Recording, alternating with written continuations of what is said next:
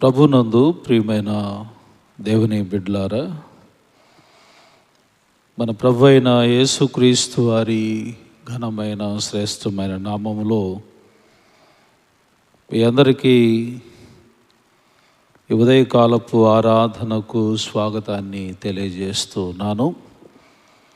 అందరం కూడా కలిసి ఉదయ ఆరాధన ప్రారంభించుకున్నట్టుకు గాను మనందరము ఆంధ్ర క్రైస్తవ కీర్తన పుస్తకాలలో చిన్న కీర్తన పుస్తకాల్లో నుంచి 9వ పాటను, అలాగనే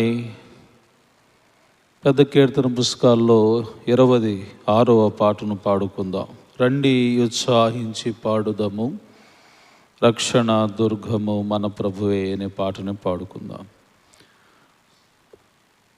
రండి ఉత్సాహించి పాడుదము, రక్షణ దుర్గము మన ప్రభువే. రండి కృతజ్ఞత స్తోత్రముతో రారాజు సన్నిధికే గుదము. సత్ప్రభు నామము కీర్తనల సంతోషగానము చేయుదము. రండి ఉత్సాహించి పాడుదము, రక్షణ దుర్గము మన ప్రభువే. మన ప్రభువే మహాదేవుండు, ఘనమాత్యము గల రాజు. భూమ్యాగాధపు లోయలను భూధర శిఖరములాయనవే. రండి ఉత్సాహించి పాడుదము, రక్షణ దుర్గము మన ప్రభువే. ఆ ప్రభు సన్నిధి మోకరించి ఆయన ముందర మ్రొక్కుదము. ఆయన మాటలు గైకొనినా అయ్యవి మనకెంతో మేలగును. రండి ఉత్సాహించి పాడుదము, రక్షణ దుర్గము మన ప్రభువే. తండ్రి కుమార శుద్ధాత్మకును తగు స్తుతి మహిమలు కల్గుగాక. ఆదిని ఇప్పుడు ఎల్లప్పుడు అయినట్లు యుగములు నౌను. ఆమె తండ్రి కుమార శుద్ధాత్మకును దగు స్తుతి మహిమలు కల్గుగాక. తండ్రి యొక్కయు కుమారుని యొక్కయు పరిశుద్ధాత్మ యొక్కయు నామమున ఆమేన్. అందరూ నాతో కలిపి చెప్పండి. ప్రభువా మమ్మను కనికరింపము, క్రీస్తు మమ్మను కనికరింపము, ప్రభువా మమ్మను కనికరింపము. మనందరం కూడా అలాగనే నిలబడి అపోస్తుల విశ్వాస ప్రమాణమును ఒప్పుకుందాం. భూమి ఆకాశములను సృజించిన సర్వశక్తి గల తండ్రి అయిన దేవుని నేను నమ్ముచున్నాను. ఆయన ఏక కుమారుడును మన ప్రభు అయిన యేసుక్రీస్తు నమ్ముచున్నాను. ఈయన పరిశుద్ధాత్మ వలన గర్భమున ధరింపబడి కన్య అయిన మరియకు పుట్టి పొంతి పిలాతు అధికారము క్రింద శ్రమపడి సిలువ వేయబడి చనిపోయి సమాధి చేయబడిననియు అదృశ్య లోకంలోనికి దిగిననియు చనిపోయిన వారిలో నుండి 3వ దినమున లేచి పరలోకమునకెక్కి సర్వశక్తి గల తండ్రి అయిన దేవుని కుడి చేతి వైపున కూర్చుని ఉన్నాడని, సజీవులకును మృతులకును తీర్పు చేయుటకు అక్కడి నుండి వచ్చినని నమ్ముచున్నాను. పరిశుద్ధాత్మ నమ్ముచున్నాను. పరిశుద్ధ క్రైస్తవ సంఘముకు పరిశుద్ధుల సహవాసమును, పాపక్షమాపణయు, శరీర పునరుత్థానమును, నిత్య జీవమును ఉన్నవని నమ్ముచున్నాను. ఆమేన్. దయచేసి అందరూ కూడా కూర్చోండి.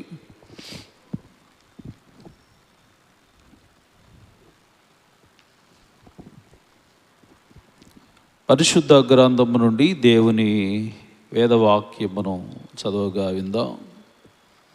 ఆదికాండము 21వ అధ్యాయము. ఆదికాండము 21వ అధ్యాయము మొదటి వచనము నుండి 4 వచనముల వరకు చదవగా విందాం. యెహోవా తాను చెప్పిన ప్రకారము శారాను దర్శించెను. యెహోవా తానిచ్చిన మాట చొప్పున శారాను గూర్చి చేసెను. ఎట్లనగా, దేవుడు అబ్రహాముతో చెప్పిన నిర్ణయ కాలములో శారా గర్భవతి అయి అతని ముసలితనమందు అతనికి కుమారుని కనెను. అప్పుడు అబ్రహాము తనకు పుట్టినవాడును తనకు శారా కనినవాడునైన తన కుమారునికి ఇస్సాకు అను పేరు పెట్టెను. దేవుడి వాక్యమును మన వినికిడిలో దీవించునుగాక. ఆమేన్. తండ్రికిని కుమారునికిని పరిశుద్ధాత్మకును ఆది యందు ఇప్పుడు ఎల్లప్పుడు యుగయుగములు దేవదేవునికి మహిమ కలుగునుగాక. ఆమేన్. ప్రియమైన వారులారా, వాక్య సందేశంలోనికి వెళ్ళుటకు పూర్వం మనందరం కూడా కలిసి 204వ కీర్తన, చిన్న కీర్తన పుస్తకాల్లో 204వ కీర్తన పాడుకుందాం. పెద్ద కీర్తన పుస్తకాలు మీ వద్ద ఉన్నట్లయితే 426వ పాటను పాడుకుందాం. నా రక్షకుని వెంబడింతునన్నీటన్, ఘోరమైన కొండలైన జయం కొందను. సురక్షితంబుగాను నేను వెళ్ళుదు, బరమ కిరీటమందు వరకు. యేసు నేను ఎన్నడెన్నడూను ఆశతో నన్నిట వెంబడింతును. భాసురంబో ప్రభు వెంట కన్నుల్ మూసికొని ఎక్కడేని వెళ్ళుదు. నా యేసు తోడ వెళ్ళు చుందు నెల్లడ, ప్రయాసమైన లోయలైన భయపడ.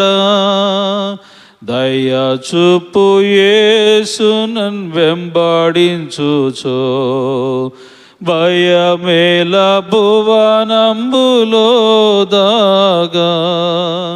యేసు నేను ఎన్నడెన్నడూను ఆశతో అన్నిట వెంబడింతును. భాసురంబో ప్రభు వెంట కన్నుల్ మూసికొని ఎక్కడేని వెళ్ళుదు.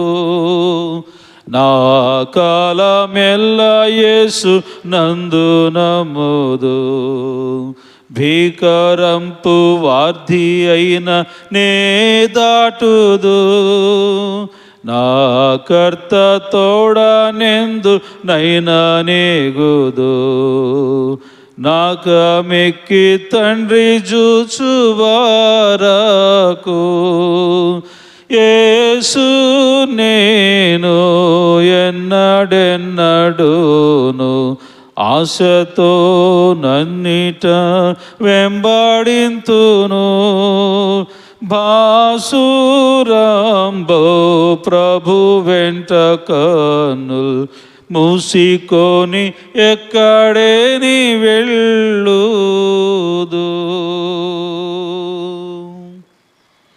మన తండ్రి అయిన దేవుని నుండి కుమారుడైన యేసుక్రీస్తు నుండి కృపయు సమాధానములు మీకు కలుగునుగాక. ఆమెన్. దయచేసి అందరూ కూర్చోనండి.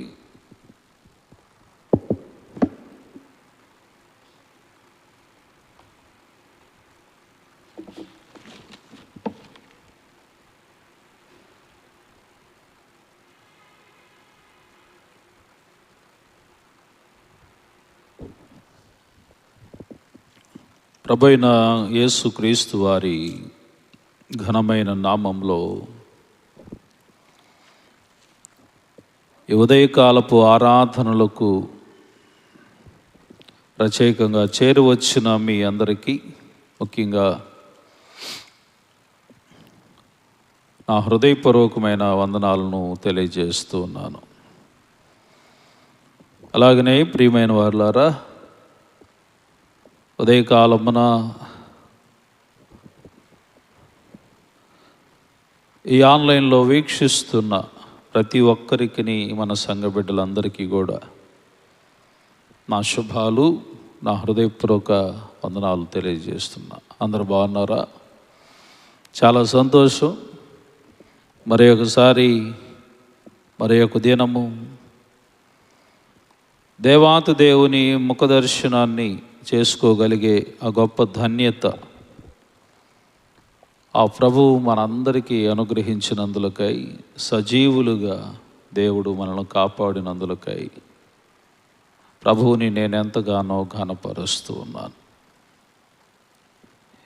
ఈరోజు మనము ధ్యానం చేసుకోబోతున్న వాక్య భాగము ఆదికాండము 21వ అధ్యాయము. ఏమిటి ఈ యొక్క అధ్యాయంలో ముఖ్యముగా మనం చూడవలసిన విషయాలు? మొదటి విషయం ఏమిటి అనంటే, దేవాతి దేవుడు అన్ని సమయాలలో, అన్ని సందర్భాలలో, అన్ని వేళల నమ్మదగిన దేవుడు. మన దేవుడు నమ్మదగినటువంటి దేవుడు. అలాగనే ముఖ్యంగా మనం జ్ఞాపకం చేసుకోవలసిన విషయం ఏంటంటే, మాట ఇచ్చి నెరవేర్చు దేవుడు. వాగ్దానము చేసినటువంటి వాడు ఆయన విషయంలో ఎప్పుడు కూడా ఈయన ఇది చెయ్యలేడు అనేటువంటి ఆలోచన మాత్రం మనకెప్పుడు ఉండకూడదు. ఈ అధ్యాయం చెప్పేది అది. దేవుడు, గాడ్ ప్రామిసెస్ నెవర్ ఫెయిల్డ్. ఆయన యొక్క వాగ్దానాల విషయంలో ఎప్పుడు కూడా ఆయన ఫెయిల్ అనేటువంటిది కానే కాదు. తర్వాత ఇంకొక చక్కని విషయం ఈ వాక్య భాగంలో, ఈ అధ్యాయంలో మనం తెలుసుకోవాల్సింది ఏంటంటే, ఎంత భయంకరమైనటువంటి కష్టకాలము మనకు సంభవిస్తున్నా, ఎంత శ్రమకాలము సంభవిస్తున్నా, ఎన్ని రకములైనటువంటి వేదనలు గుండా నువ్వు వెళుతూ ఉన్నా, దేవుడు నీకు ఆశ్రయముగానే ఉంటాడు అనేది ఈ అధ్యాయం చెప్తూ ఉంటుంది. అలాగనే ఈ అధ్యాయం మనకు చెప్పేటువంటిది ఏమిటనంటే, దేవుని యొక్క కార్యముల కొరకు నీవు నిరీక్షణ కలిగి ఉండాలి, విశ్వాసముతో కనిపెట్టుకోవాలి అని చెప్పింది. ఇంకొక చక్కని విషయం ఏంటంటే, దేవుని యొక్క కార్యములు అనేటువంటివి నీ జీవితంలో జరగాలి అని అంటే నిరీక్షణ, విశ్వాసమే కాదు. మనకు ఉండవలసినటువంటిది ఏమిటి అనంటే, ఆ దేవుని పైన అపనమ్మకం అనేటువంటిది నీకు నాకు ఉండకూడదు. ఆయన చేస్తాడు అనే నిరీక్షణ, విశ్వాసం నీలో ఉండాలని ఈ వాక్యం చెప్తా ఉంటుంది. సరే, ముందుగా మనం ఈ యొక్క అధ్యాయమును చాలా విషయాలు అనేటువంటివి ఉంటున్నాయి. ప్రతిరోజు కూడా ఒక అధ్యాయాన్ని నేను చెప్పడానికి మ్యాక్సిమం కవర్ చేయటానికి అక్కడక్కడన్నా కొద్ది కవర్ చేయటానికి చూస్తున్నా. మీరు ఆ విషయాన్ని గమనించాలి. ఎందుకంటే మొత్తము న్యాయం చేయటానికి కుదరదు మనకున్నటువంటి సమయం. అది నాకు బాగా తెలుసు. ఇప్పుడైతే ముఖ్యంగా మనం జ్ఞాపకం చేసుకోవాల్సినటువంటి విషయం ఏంటి? 21వ అధ్యాయము మొదటి 2-3 వచనాలు చదువుదాం. యెహోవా తాను చెప్పిన ప్రకారము శారాను దర్శించెను. యెహోవా తానిచ్చిన మాట చొప్పున శారాను గూర్చి చేసెను.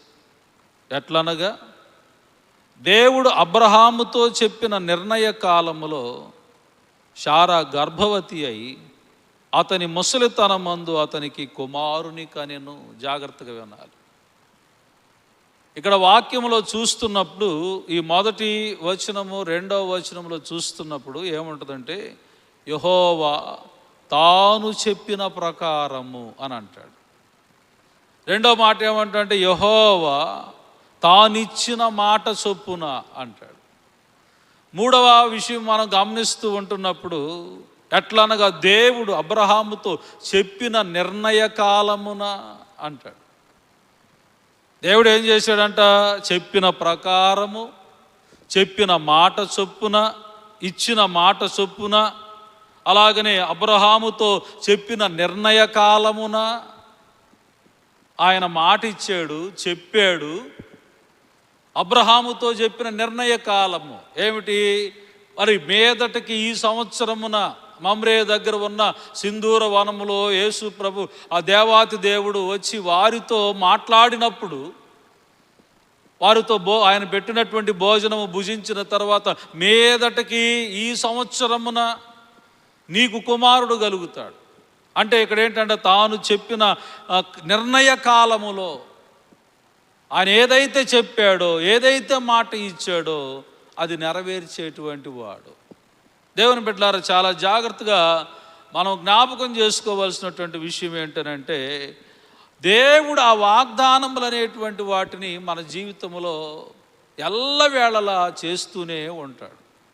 అయితే దాని విషయంలో నీకేం కావాలి అని అంటే నమ్మకం ఉండాలి. ఆయన చేస్తాడు అనేటువంటి నమ్మకం ఉండాలి. ఏమిటి? వీళ్ళు ఎంతకాలం ఎదురు చూశారు?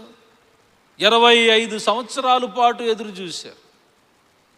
అబ్రహాముని దేవాతి దేవుడు పిలిచినప్పుడు, అబ్రహామా బయటికి రా, ఇదిగో నేను నీ సంతానమును ఆకాశ నక్షత్రముల వలె చేయుదును, ఇసుక రేణువుల వలె చేస్తాను, లెక్కిస్తావా? లెక్కించు అని చెప్పాడు.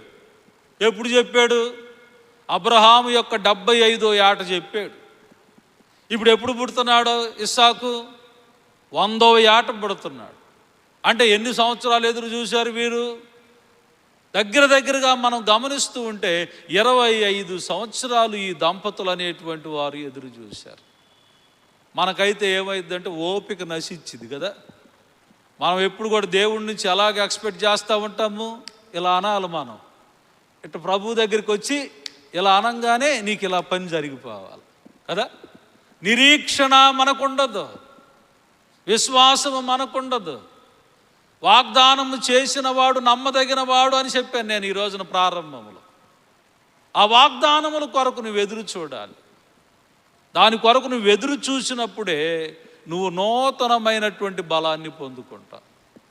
ఏమిటి ఇక్కడ మనము యెషయా భక్తుడు ఒక మాట అంటాడు కదా, 40వ అధ్యాయము 31వ వచనంలో చదువుతున్నప్పుడు, యెహోవా కొరకు ఎదురు చూచువారు నూతన బలమును పొందుతారు, వారు పక్షిరాజు వలె రెక్కలు చాపి పైకెగుదురు, అలయక పరిగెత్తుదురు, సొమ్మసిల్లక నడిచిపోవుదురు అంటున్నాడు. ఎవరి కొరకు ఎదురు చూడాలంట? దేవుని కొరకు ఎదురు చూడాలి. నువ్వేదో ఒక విషయం గురించి దేవుడి దగ్గర మొరపెట్టుకుంటూ ఉన్నావు, నువ్వేదో ఒక విషయం గురించి దేవుడిని అడుగుతూ ఉన్నావు. దేవా, నా జీవితంలో ఇది జరగాలి నాయనా అని నువ్వు ఎంతో ఆశగా దేవుడి వైపు తిరిగి అడుగుచూ ఉన్నావు. అది దేవుడికి తెలుసు. నీకెప్పుడు ఇవ్వాలో నిర్ణయ కాలము చొప్పున, మాట ఇచ్చిన దాని చొప్పున, చెప్పిన ప్రకారము. ఆ నిర్ణయ కాలం అని అన్నాడు చూసావా? తాను నిర్ణయించిన కాలము చొప్పున ఆయన సమయం రావాలి. ఆయన సమయం కొరకు నువ్వు నేను సర్వ ప్రపంచం అంతా కూడా ఎదురు చూడాలి. కానీ ఆయన ఏమాత్రం ఫెయిల్ అయ్యే దేవుడు కాదు, అది గుర్తుపెట్టుకోండి. పక్షిరాజులాగా ఎగిరేటట్టుగా చేస్తాడు, నూతన బలం పొందుకునేటట్టుగా చేస్తాడు. అలాగనే కీర్తనకారుడు కూడా ఏమంటాడు, 40వ సంకీర్తన మొదటి 2 వచనాల్లో చూస్తే, నేను నా దేవుని కొరకు ఏంటంటే యెహోవా కొరకు నేను సహనముతో కనిపెట్టుకుని ఉన్నాను. ఏ పరిస్థితుల్లో సహనముతో కనిపెట్టుకున్నాడంట రాజు అయినటువంటి దావీదు? ఎలాంటి పరిస్థితుల్లో? ఇదిగో చీకట కలిగినటువంటి దొంగ ఊబిలో నుండి. ఊబి అంటే ఎలా ఉంటుంది మీ అందరికి తెలుసు కదా, ఎలా ఉంటుందండి ఊబి? లోపలికి పోతే ఎవరన్నా ఏదన్నా తాడిచ్చి బయటికి లాక్కపోతే ఇక అలాగనే లోపలికి పోయి చచ్చిపోవటం. చీకట కలిగిన దొంగ ఊబి అన్నాడు, మరలా నాశనకరమైన గుంట అన్నాడు, జిగట కలిగినటువంటి దొంగ ఊబి అన్నాడు. ఇక దానిలోకి పోతే జిగురుతోటే ఉంటుందే తప్ప పైకి రావాలంటే మన శక్తి సరిపోతుంది. ఇక చచ్చిపోవటమే, ఆల్మోస్ట్ అయిపోయిందని అనుకోవటమే. అలాంటి పరిస్థితులలో ఏంటంటే నేను సహనముతో దేవుని కొరకు కనిపెట్టుకున్నాను, నేను అయిపోతున్నాను అన్న సమయంలో కూడా క్రైస్తవ సమాజమా, సహోదరి సహోదరులారా, చాలా జాగ్రత్తగా మనం గమనించవలసింది ఏంటంటే ఏ పరిస్థితుల్లోనైనా సరే చాలిన దేవుడు ఆయన. ఎలాంటి పరిస్థితుల్లోనైనా చాలిన దేవుడు. మీరు ఊహించండి, ఏంటి ఒక 90 ఏళ్ల ముసలమ్మ, ఒక 100 ఏళ్ల ముసలోడు, ఏంటి సంతానం అనేటువంటిది వాళ్ళకు వచ్చిద్దా? 90 సంవత్సరాల శారమ్మకు 100 సంవత్సరాల ముసలాయనకి ఏమంది? ఈ రోజున ఆమె కూడా ఏమంది? అబ్రహామునకు ముసలితనమందు కన్నాను నేను. ఎలాంటి పరిస్థితుల్లో? వయసు గర్భము ఉడిగిపోయినటువంటి తల్లి, ఆ తల్లి శరీరంలో శక్తి అంతా సన్నగిల్లిపోయినటువంటి ఆ తల్లి. వాళ్ళను చూసినప్పుడు ఎవరైనా ఏమంటారు? కాటికి దగ్గర ఉండారండి వీళ్ళు అంటారు కదా. మన అచ్చమైన తెలుగు, మన భారతదేశ పిలుపుల్లో ఒక పిలుపు ఏంటంటే వాళ్ళు కాటికి దగ్గర ఉండారండి అంటారు. అంటే అర్థం ఏమిటి? ఇక అయిపోయింది, ఇక వాళ్ళు ఇవాళ రేపు పోబోతున్నారు అని అనుకున్న ముసలోళ్ళకి గర్భఫలం అనేటువంటిది వచ్చిద్దని ఎవరైనా సరే నమ్ముతారా, విశ్వసిస్తారా? అలాంటి పరిస్థితుల్లో కూడా అబ్రహాముకు శారమ్మకు దేవుని మీద నమ్మకము, విశ్వాసము తగ్గలేదు. పౌలు భక్తుడు కూడా దాన్ని ఎత్తి చూపి మరీ తెలియ చెప్తాడు. భక్తుడైనటువంటి పౌలు రోమీయులకు రాసినటువంటి పత్రిక 18:22లో ఏమిటంట? ఆమెకంట గర్భము మృతతుల్యమైపోయినటువంటి శరీరము, గర్భము ఉడికినటువంటి పరిస్థితుల్లో వాళ్ళు అన్నారంట, వాగ్దానము చేసిన దానిని నెరవేర్చుటకు సమర్థుడు మా దేవుడు అని అన్నారంట. అని వాళ్ళు దేవుణ్ణి విశ్వసించారట. వాగ్దానము చేసినటువంటి దానిని నెరవేర్చటానికి నా దేవుడు సమర్థుడు అని వాళ్ళు నమ్మారంట. ఎప్పుడంట? గర్భము ఉడిగిపోయి ఆయన శరీరము, దేహం, ఇద్దరు దేహములు అనేటువంటి మృతతుల్యమైపోయి. అంటే మృతతుల్యమైపోయిందని అంటే ఇప్పుడు ఉంటారా పోతారా, ఇప్పుడు ఉంటారా పోతారా అనేటువంటి సమయం. అర్థమైందా? ఇప్పుడు ఉంటారా పోతారా? ఏమోనండి, ఉంటాడో పోతాడో, ఉంటాడో పోతాడో తెలియదండి అని అంటారే ఒకళ్ళు. ఎవరైనా చావు బతుకుల మధ్య ఉంటే అది మృతతుల్యమైన శరీరము అని అంటే. శరీరంలో చూద్దామన్న కాంతి ఉండదు, బ్రైట్నెస్ ఉండదు, శరీరం క్షీణించుకుపోతూ ఉంటుంది. అసలు శక్తి అనేటువంటి సన్నగిల్లిపోయిన పరిస్థితుల్లో ఆయన సమర్థుడు అని అంటున్నారు వాళ్ళిద్దరు. ఎంత గొప్పోళ్ళు వాళ్ళు, ఎంత విశ్వాసం, ఎంత నమ్మకం. అర్థమైందా? మరి మనకెందుకు ఉండదు అంత నమ్మకం, మనకెందుకు ఉండదు అంత విశ్వాసం? చిన్న చిన్న వాటికి మనం ఎందుకు డేలా పడిపోతూ ఉంటాం? చిన్న చిన్న వాటికి మనం ఎందుకు కృంగిపోతూ ఉంటాం? ఏ పరిస్థితుల్లోనైనా నా దేవుడు చాలిన దేవుడు అని ఎందుకు నువ్వు అనుకోవట్లేదు? వాళ్ళను చూసినప్పుడు నువ్వు అదే తెలుసుకోవాలి. ఈ అధ్యాయం 21 అధ్యాయంలో అలాగ ఉన్నారు కనుకనే దేవుడు వారి జీవితాలను ఏం చేశాడంటే అద్భుతంగా మలిచి చక్కని కుమారుణ్ణి వారికి దేవుడు దయచేశాడు. ఆ దయచేసినటువంటి ఆ కుమారుడిని వాళ్ళు మరి ఎంతో ఎంతో చూసినప్పుడు అంట పేరు పెట్టుకున్నారంట. ఏం పేరు? ఇస్సాకు అని పేరు పెట్టుకున్నారు. ఇస్సాకు అనేటువంటి పేరుకు అర్థం ఏమిటి? నవ్వుట అని అర్థం. ఏంటి? నవ్వుట. ఎందుకు అసలు ఈ పేరు అన్నటువంటిది పెట్టుకున్నారు? అసలు ఈ పేరు పెట్టడంలో ఉద్దేశం ఏమిటి? ఆదికాండం 17వ అధ్యాయం 17వ వచనంలో చూస్తే అబ్రహాముతో దేవుడు వచ్చి చెప్పినప్పుడు అబ్రహాము నవ్వుకున్నాడంట లోపల. ఓ అబ్బో, ఈ వయసులో నాకు పిల్లోడు పుడతాడు అంటున్నాడు దేవుడు అని. అర్థమైందా?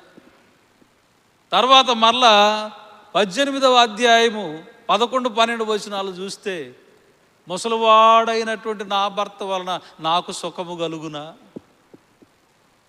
అని గుడారపు సాటును శారమ్మ దాక్కొని నాకు పిల్లోడు పుడతాడు అంటాడేంది దేవుడు అని నవ్వుకుందంట. అర్థమైందా మీకు? అని చెప్పాడు, ఓకే. అబ్రహాము కూడా లోపల దాక్కొని లోపల ప్రభువు వారు చెప్పగానే ఏమోలే ప్రభు, నాకు ఈ ముసలితనంలో పిల్లోడు పుడతాడని అంటావేందయ్యా అని వాళ్ళు నవ్వుకున్నారంట. శారమ్మ కూడా దేవుడు వచ్చి ప్రభువు వారు వచ్చి మాట్లాడుతూ ఉంటే గుడారపు సాటును దాక్కొని ఆమె కూడా నవ్వుకుంటుందంట. నాకు ఈ టైంలో పిల్లోడు పుడతాడా, ఏందో ప్రభువు చెబుతున్నాడు.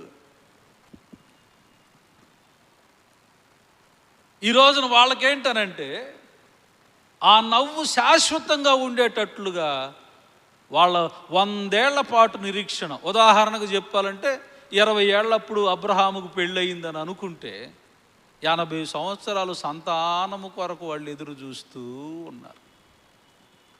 ఏ తల్లినైనా మీరు గర్భఫలం లేనటువంటి తల్లి దగ్గరికి వెళ్ళి అడగండి.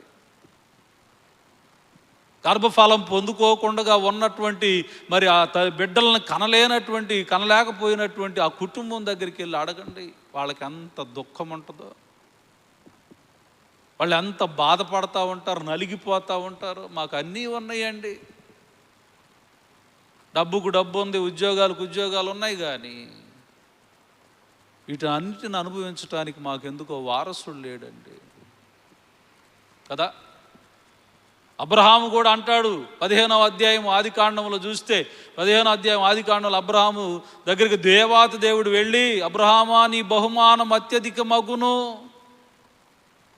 అని అంటే అబ్రహాం అంటాడు, అయ్యా ఎన్ని బహుమానాలు ఇస్తే ఏందయ్యా నాకు ప్రయోజనం? నువ్వు ఆస్తుల మీద ఆస్తులు ఎత్తానంటున్నావు, ఎందుకయ్యా నాకు ఈ ఆస్తులన్నీ? వీటినన్నిటిని అనుభవించడానికి వారసుడు లేడు కదా ప్రభువా నాకు. నా ఇంటికి పెద్ద దాసుడుగా ఉన్నటువంటి దమస్కు ఎలియాజర్ అనేటువంటి వాడే ఈ ఆస్తి అంతటికి కర్త అవుతాడు కదా, ఆ పనోడే కర్త అవుతాడు, కానీ వారసుడు లేకపోతే వాడి అయిపోతాయి కదా ఇవన్నీ. సంతానం అనేటువంటిది లేనప్పుడు ఎంత వేదన. మనకి సమూయేలు తల్లి తెలుసు కదా, అన్నాకి గర్భఫలము దేవుడు ఇయ్యకపోతే దేవాలయములోనికి వెళ్ళిపోయి విస్తారమైన తన బాధ, తన దుఃఖము, తన కన్నీరు అంతా కూడా యేసయ్య దగ్గర చెప్పుకుంటానే ఉంది కదా. అబ్బా నువ్వు నాకు ఎలాగైనా నువ్వు సరే గర్భఫలం ఇవ్వాలి నాయన. ప్రియమైన వారలారా, ఎంత మనోదుఃఖం, వేదన.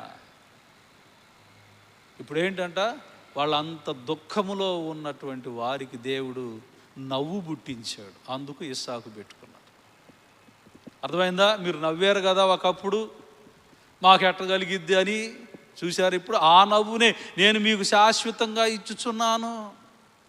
మీరు బాధపడబాకండి.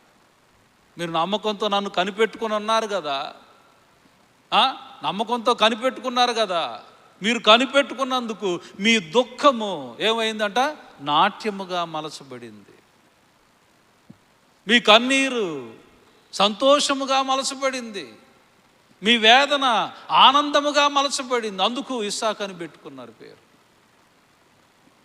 దేవుని బిడ్డలారా, ఇస్సాకు అనే పేరుకు అర్థం ఏంటంటే నవ్వటమే. ఇక మీరు జీవితాంతం ఇక నవ్వుకుంటా బతకండి, ఇక మాకున్న దిగులు పోయింది అయ్యా.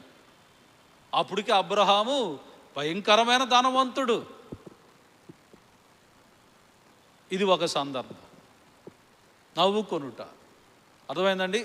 అలాగా రెండవ ప్రాముఖ్యమైనటువంటి విషయం ఏమిటి అని మనం ఆలోచన చేస్తున్నప్పుడు, అబ్రహాము పుట్టినటువంటి కుమారుడు గురించి చెప్పాలి అని అంటే యేసునకు, అలాగనే రెండవ ప్రాముఖ్యమైన విషయం ఏంటంటే ఇస్సాకునకు చాలా దగ్గర పోలికలు ఉంటాయి, సాదృశ్యాలు. వాళ్ళిద్దరి యొక్క పోలికలు చూస్తే, వాళ్ళ యొక్క జీవిత విధానాలు చూస్తే యేసుక్రీస్తుకు ప్రభువు వారికి మరి ఆ సాదృశ్యమైనటువంటి విషయాలు కనపడతా ఉంటాయి. సరే, వాటన్నిటిని నేను ఇప్పుడు చెబితే దానికి ఒక పావు గంట ఉంటుంది, అదొద్దు, అది మాత్రం మనసులో పెట్టుకోండి. ఇప్పుడైతే 8వ వచనం దగ్గరికి వెళ్ళినప్పుడు, ఆ పిల్లవాడు పెరిగి పాలు విడిచెను, ఇస్సాకు పాలు విడిచిన దినమందు అబ్రహాము గొప్ప విందు చేశాను. ఎందుకు చేశాడు గొప్ప విందు? వాస్తవంగా చెప్పాలనంటే పిల్లలు అనేటువంటిది పాలు విడిచే సమయము ఏ సమయం అయింది అని అంటే, కొంతమంది 2 సంవత్సరాలకి పాలు విడుస్తారు, లేకపోతే కొంతమంది చిన్నపిల్లలు 3 సంవత్సరాలు, లేకపోతే కొంతమంది 5 సంవత్సరాలు. భక్తులు మరి రమారమిగా చెప్పినటువంటిది ఏమిటనంటే 3 నుంచి 5 సంవత్సరాల మధ్యకాలం అయి ఉంటుంది ఇస్సాకుది అని అనుకున్నారు. అంటే పిల్లాడు పుట్టిన తర్వాత ఒక 5వ ఏట అనేటువంటిది మనం అప్రాక్సిమేట్లీ వేసుకుంటే, అప్పుడు పాలు విడిచిన రోజునంట అబ్రహాం ఏం చేశాడంట?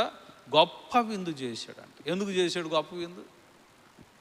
కారణం ఏమిటి? ఒకటే, దేవునికి కృతజ్ఞతలు తెలియచెప్పుకోవటం. ప్రభువా, ఇన్నేళ్లుగా ఉన్నటువంటి ఇదిగో ఈ నా బిడ్డను నువ్వెంతకాలము పెంచావు. అలాగనే ఆ కుమారుడికి 8వ రోజున సున్నతి చేశాడు. ఇప్పుడేంటంటే పిల్లోడు పుష్టిగా వయసు యందు, జ్ఞానమందు, బలం యందు ఎదుగుచూ ఉన్నాడు. కాబట్టి ఇక నుంచి నా కొడుకు విషయంలో నాకు ఏ దిగులు లేదు, ఏ విచారము లేదు, ఏ దుఃఖము లేదు. ఇక వాడు బాగా ఎదుగుతాడు, నువ్వు ఇచ్చిన ఆ వాగ్దాన పుత్రుడు బాగా ఎదుగుతాడు. కనుక నేనేమాత్రమును కూడా దిగులు చెందనని చెప్పి అందరిని కూడా పిలుచుకొని గొప్ప విందు అన్నటువంటిది తన కొడుకు నిమిత్తము చేసుకున్నాడు. ఎప్పుడు కూడా మనకు పుట్టినటువంటి బిడ్డల విషయంలో వాళ్ళ యొక్క మరి జీవన విధానాన్ని బట్టి, దేవా నాకు ఈ కుమారుని ఇచ్చావు, నాకు ఈ కుమార్తెనిచ్చావని వాళ్ళ గురించి నువ్వెప్పుడును కూడా దేవుడి సన్నిధిలో కృతజ్ఞతలు చెప్పుకోవాలి. ఎందుకంటే ఇందాకలే నేను ఒక విషయం చెప్పాను, బిడ్డలు లేని వారిని మీరు అడిగి చూడండి బిడ్డల యొక్క విలువ. మరి మనం ఏం చేస్తూ ఉంటామంటే వాళ్ళని ఎలాగంటే అలాగ వదిలేసుకుంటూ ఉంటాం. అలా ఉండకూడదు. దేవుడు మనకిచ్చినటువంటి ఆ బిడ్డల విషయమే దేవునికి మనం వందనాలు చెప్పుకోవాలా ఎప్పుడు. అది అబ్రహాం అక్కడ చేసింది. దేవుని బిడ్డలారా, అయితే ఇప్పుడు ఇంకొక ఆశ్చర్యము గొలిపేటువంటి విషయం ఏంటి? 9 నుంచి కొన్ని వచనాలు చదువుతాను. అప్పుడు అబ్రహామునకు ఐగుప్తీయురాలైన హాగరు కనిన కుమారుడు పరిహసించుట చారా చూసి, ఈ దాసీని, దీని కుమారుడిని వెళ్ళగొట్టుము, ఈ దాసీ కుమారుడు నా కుమారుడైన ఇస్సాకుతో వారసుడై ఉండడని అబ్రహాముతో అనిను. అతని కుమారుని బట్టి ఆ మాట అబ్రహామునకు మిక్కిలి దుఃఖము కలుగు చేసెను. అయితే దేవుడు, ఈ చిన్నవాణ్ణి బట్టి, నీ దాసీని బట్టి నీవు దుఃఖపడవద్దు, శారా నీతో చెప్పు ప్రతి విషయంలో ఆమె మాట వినుము, ఇస్సాకు వలన అయినదే నీ సంతానం అనబడును. అయినను ఈ దాసీ కుమారుడును నీ సంతానమే గనుక అతన్ని కూడా ఒక జనముగా చేసేదనని అబ్రహాముతో చెప్పిన. దేవుని బిడ్డలారా, చాలా జాగ్రత్తగా ఇక్కడ మనం ఆలోచన అన్నటువంటిది చేస్తూ ఉన్నప్పుడు, అప్పటికి ఇస్సాకు పుట్టిన తర్వాత దానికి ముందుగానే ఇస్మాయేలు పుట్టి ఉన్నాడు, పెద్దవాడు ఇస్మాయేలు.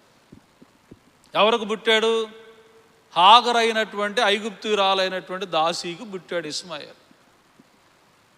ఈ ఇస్మాయిల్ ఎందుకో తెలియదు కానీ పిల్లాటలు అంటారు కదా, ఏంటి చిన్నవాడు కనపడినప్పుడు పెద్దోడు కొద్దిగా పిల్లాటలు ఆడుతూ ఉంటారని అంటారు కదా. వాడితోటి ఏదో పరిహాసం చేస్తున్నాడు, వాడిని ఏదో ఎక్కిరిస్తున్నాడు, గేలు చేస్తున్నాడు. అది చూసినటువంటి తల్లికి శారమ్మకి లేక లేక పుట్టాడుగా. లేక లేక పుట్టినటువంటి నా కొడుకుని ఎవరా నువ్వు, ఒక దాసి కొడుకువి, నా కుమారుని నువ్వు పరిహసించేటువంటి వాడువా, అపహసించేటువంటి వాడువా, గేలు చేసేటువంటి వాడు ఈడు అని అబ్రహాముని పిలిచి ఈ దాసిని ఈ కుమారుణ్ణి ఇంటికి పంపించేసి, ఇతడు వారసుడు కాదు. ఒకప్పుడు ఏం చేసింది, సంతానము లేదని, అబ్రహామునకు సంతానం అన్నటువంటిది కలగలేదనేసి హాగర్ అనేటువంటి తన దాసిని తీసుకొని పోయి అబ్రహాముకి ఇచ్చి, ఇదిగో అయ్యా ఏమో నువ్వు తీసుకొని వెళ్ళి ఏమతోటి నువ్వు కాపురం చేసి మనకు సంతానం గాను అని చెప్పింది.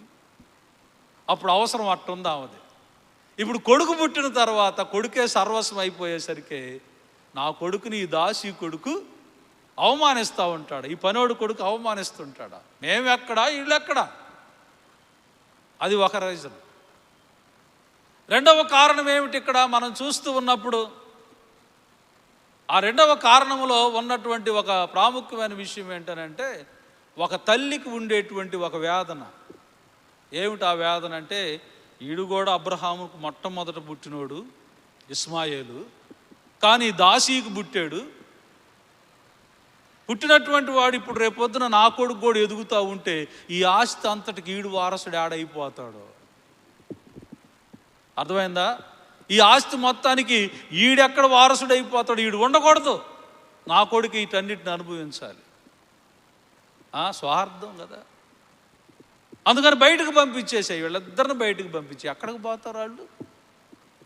అందుకని అబ్రహాముకు దుఃఖం కలిగిందంట తన కుమారుడు విషయమై. అంటే ఏంటి, శారాకు పుట్టలేదు కానీ హాగరకు అబ్రహాముకు పుట్టినటువంటి వాడు బిడ్డల కోసం ఎదురు చూస్తూ ఉండగా అబ్రహాముకి ఏదో ఒక రీతిలో ఇస్మాయిలు పుట్టి ఆ ఆనందాన్ని నింపాడు. నేను తండ్రినే అనేటువంటి ఆనందాన్ని నింపాడు అబ్రహాముకి. అలాంటి కొడుకుని ఈ రోజున పంపించేశాయి అని అన్నాడు. ఏడుస్తూ ఉన్నాడు అబ్రహాం, దుఃఖపడుతున్నాడు. ఏమిట్రా ఈ భార్యకి చెప్పలేను, వీళ్ళిద్దరినీ వదలలేను. ఈ పరిస్థితుల్లో దేవుడు అబ్రహాముకు ప్రత్యక్షమై, నాయనా నువ్వు దుఃఖపడబాక, నీకు పుట్టిన ఆ మొదటి సంతానము దాసీ కుమారుడు నీ వారసుడు కాదు. ఇదిగో శారమ్మ చెప్పిన మాట చొప్పున నువ్వు చెయ్యి అన్నాడు. నీ భార్య చెప్పిన మాట చొప్పున చెయ్యి. ఎక్కడున్న పురుషుల్లో ఎవరైనా సరే సుఖంగా బతకాలనుకుంటున్నారా? ఎవరు చూడరేంది, రాసే పనిలోనే ఉండారు. ఇక్కడున్న పురుషులుగా ఉన్నటువంటి వాళ్ళు, ఆన్లైన్లో వింటున్న వాళ్ళు ఎవరైనా సరే, ఈ కొద్దిసేపు అయిపోయినాక లైవ్ అయిపోయిన తర్వాత మళ్ళీ ఇంట్లో పెట్టుకొని వింటున్న వాళ్ళు ఎవరైనా సరే, ఏమండి మీరు సుఖంగా బతకాలనుకుంటున్నారా లేదా చెప్పండి. అప్పుడు ఏం చేయాలా? అబ్రహాముకు దేవుడే వచ్చి చెప్పాడు, గుర్తుపెట్టుకోండి. అబ్రహాముకు దేవుడే వచ్చి చెప్పాడు, ఇదిగో నీ భార్య మాట విను అని అన్నాడు. ఎవరు మాట వినాలంట? నీ భార్య మాట విని మెదలకుండా వాళ్ళని పంపించేయి, నేను చూసుకుంటా వాళ్ళని.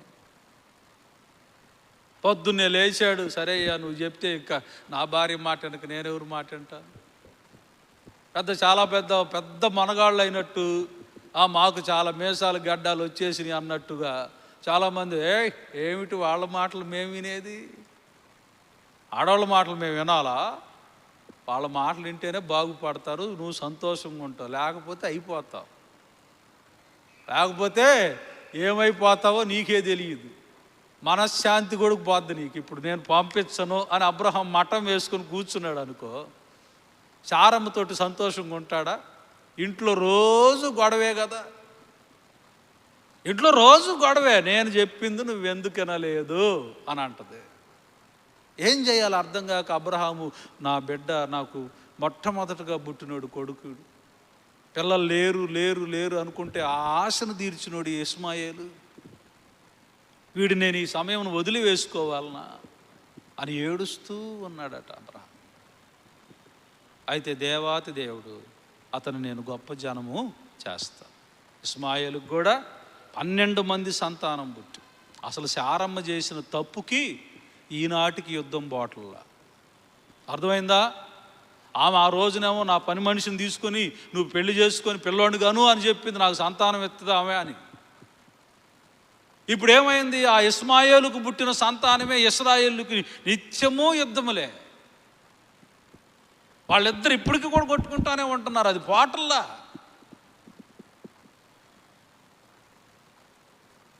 కనుక ఏం చేసిందే తప్పు. ఆ తప్పుకు తోడు ఇంకా బయటకు గంటేసేసేసి ఇది ఈ నెట్టి వేసే విధానము, ఇస్సాకు విధానము గలతీ పత్రికలో ఒక మర్మాన్ని చెప్పాడు పౌలు భక్తుడు.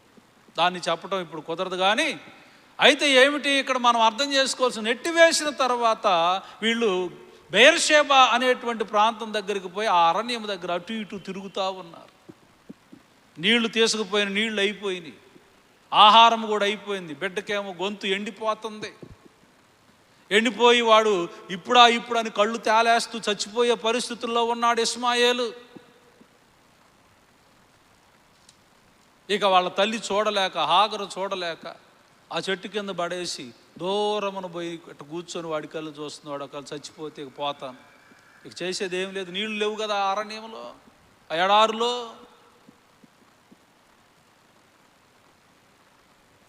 పిల్లవాడు ఏడుస్తూ ఉన్నాడు, హాగరు ఏడుస్తూ ఉన్నారు. ఎవరు దిక్కు నిజంగా చెప్పండి? అప్పుడు దాకా ఒక ఇంట్లో ఉండి ఏదో కలో గంజో పెడితే తింటా కూర్చున్నటువంటి వాళ్ళకి ఇప్పుడు ఏమీ లేకుండా, ఏమీ దొరకకుండా బయటకు పంపించి పడేసినప్పుడు ఎలా బతుకుతారు వాళ్ళు?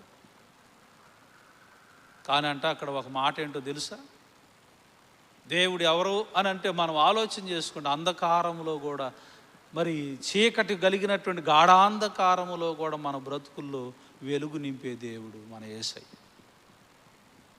నాకెవ్వరు లేరు, ఇక పిల్లోడు అయిపోతున్నాడని ఏడుస్తూ ఉండగా దేవుడు వెళ్ళి ఆదరించి నీళ్లును చూపించి నువ్వు దిగులు పడబాకమ్మని చెప్పి ఆమె కుమారుడికి దేవుడు తోడుగా ఉన్నాడు. నీ కొడుకు ఏమి కాదు, నీ కుమారుని నేను ఆశీర్వదిస్తాను అని దేవాతి దేవుడు ఆదరణ చూపించినటువంటి వాడు.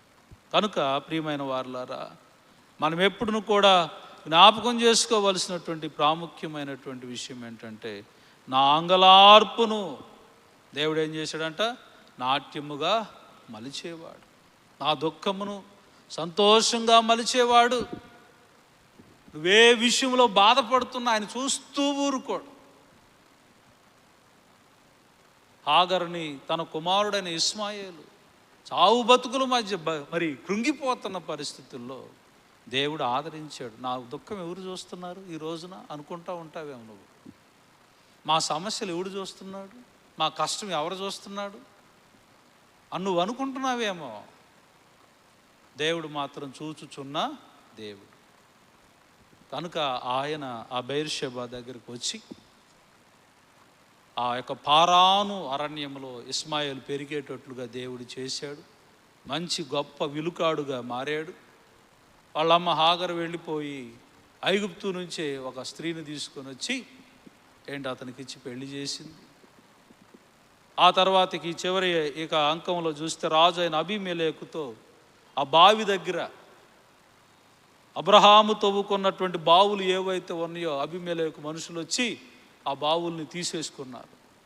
ఇక నీకు నాకు ఇలాంటి గొడవ ఉండకూడదు అని చెప్పి అబ్రహాము అతనికి 7 పెయ్యలను ఇచ్చేసి ఆ బెయేర్షెబా దగ్గర వాళ్ళంతా కూడా ఒక తీర్మానం తీసుకున్నారు, మీకు నాకు గొడవలు ఉండకూడదు, నా బావులు నావి, మీ బావులు మీవి అని ఆ తీర్మానం తీసుకోవటంతో ఈ అధ్యాయం ముగించబడింది.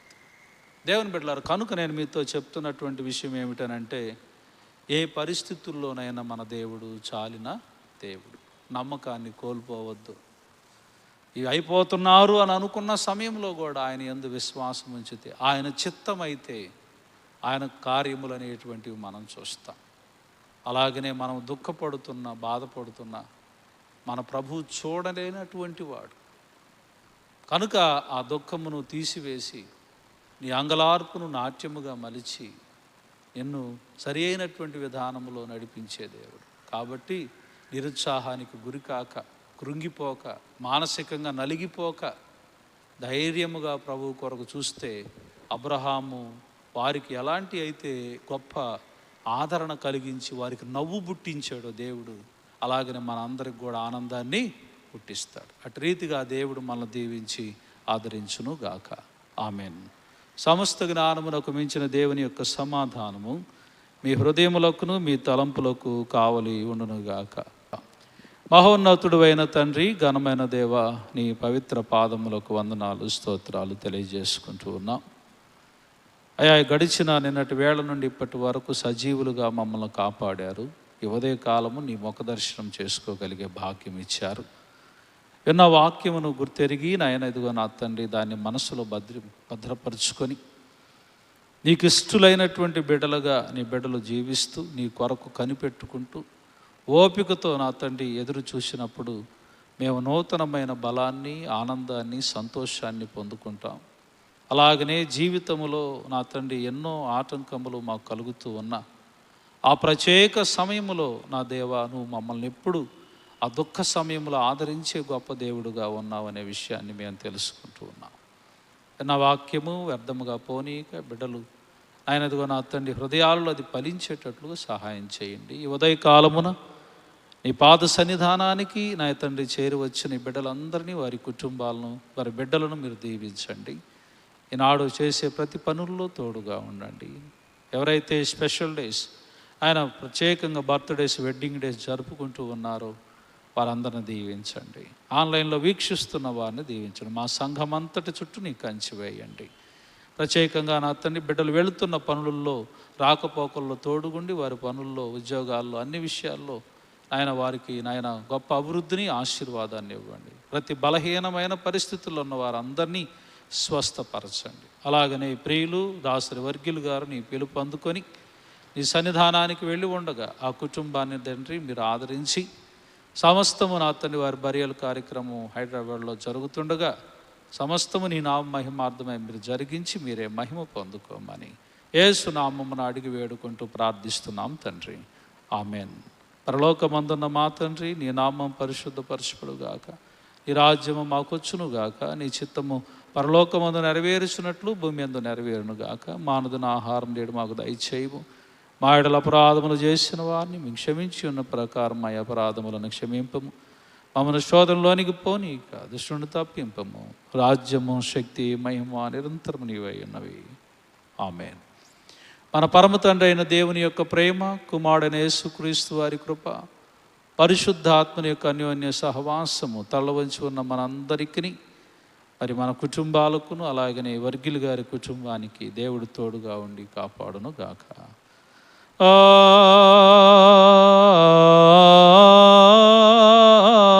ఆమేన్.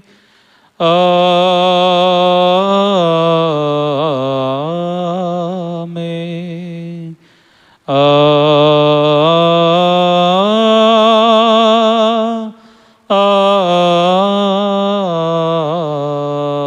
ఆమేన్. మేళనీచు దేవుని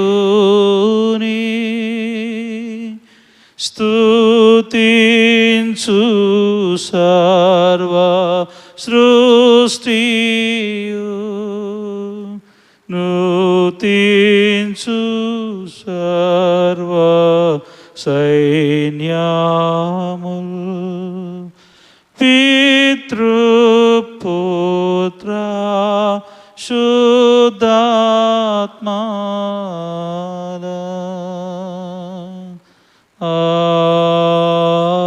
ఆమేన్.